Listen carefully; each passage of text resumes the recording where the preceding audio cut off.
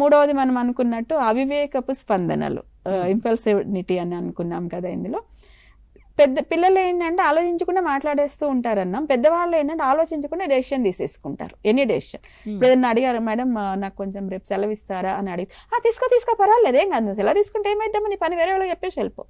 But ఆమె వెళ్ళిపోయాక వీళ్ళు గుర్తొస్తుంది, అయ్యో ఆమెకు అసలు రేపు నేను సెలవు ఇవ్వకూడదు కదా, she's the main person to perform tomorrow కదా.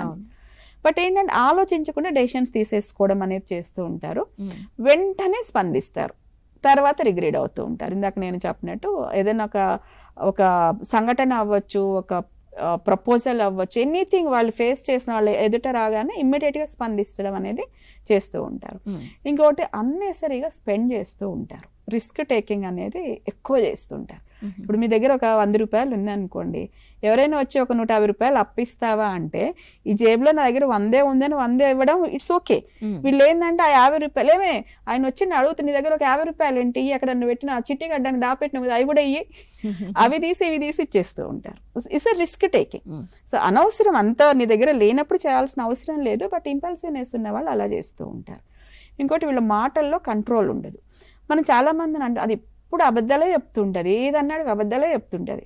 అన్నం తిన్నావా అంటే తిన్నాను, ఏం కూర అంటే చికెన్ చేసిండ్రు తినేసిన, సో అట్లా నిన్న మటన్ చేసిండ్రు తినేసిన, సో షాపింగ్ అయిందా, పండగ వస్తుంది కదా, పిల్లలకి షాపింగ్ చేశారంటే, మస్తు షాపింగ్ చేసినాం, మా అత్తమ్మలు కొన్నారు ఆ పిల్లలకి డ్రెస్సులు, మా అమ్మలు కూడా ఉన్నారు, ఇట్లా మా తమ్ముడు కూడా తెస్తా అన్నాడు, ఇంకా అందుకే మా ఆయనని కొనిద్దని చెప్పిన.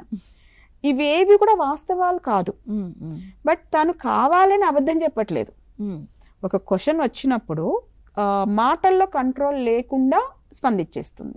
ఇదే భార్యాభర్తల మధ్య గొడవల్లో కూడా ఎక్కువ పదాలు వదిలేస్తూ ఉంటారు. భార్య మీద కోపం వచ్చింది, ఆవిడ సరిగా టైంకి క్యారేజ్ ఇవ్వలేదు, సో నేను రోజు లేట్ పోతున్నాను, నువ్వు బాక్స్ లేట్గా ఇస్తున్నావు అని ఎక్స్ప్రెస్ చేయాలి అని ఉద్దేశం. అదే నార్మల్ వాళ్ళు అనుకోండి, నీ వల్ల రోజు నేను ఆఫీస్లో తిట్లు తింటున్నాను, రోజు ఇదే అవుతుంది, నా బాక్స్ ఏం వద్దు అని వెళ్ళిపోతాయి. అదే ఇంపల్సివ్నెస్తో ఇబ్బంది పడే వాళ్ళు ఏంటంటే, నాకు తెలుసు, నాకు చెప్తానే ఉంది మా అమ్మ, అప్పటికెళ్ళి నీలాంటి దాన్ని చేసుకుంటే ఇట్లనే అవుతుంది, నీతో ఏం కాదని నాకు తెలుసు, మీ మేనత్త ఇట్లా ఉన్నింది అంట, మీ అమ్మ కూడా ఇట్లనే చేస్తుండేనంట, మా అక్క అప్పుడే చెప్పింది, నాకు పెళ్లి సంబంధాలు అప్పుడే చెప్పింది. సో ఏంటంటే మాటలు దొరలేస్తూ ఉంటారు, అన్నెసరీ మాటలు వదిలేస్తూ ఉంటారు. ఎప్పుడైతే ఈ అన్నెసరీ మాటలు వదిలేసినప్పుడు ఎదుటి వాళ్ళ దగ్గర నుంచి కూడా మనకి ఇబ్బంది అనేది రావడం జరుగుతూ ఉంటుంది. దీస్ ఆర్ ద అంటే ఇండికేటర్స్. ఒక పెద్దవాళ్ళు ADHDతో ఇబ్బంది పడుతున్నారు అంటే ఇవి ఇండికేటర్స్ కింద చూడొచ్చు మనం.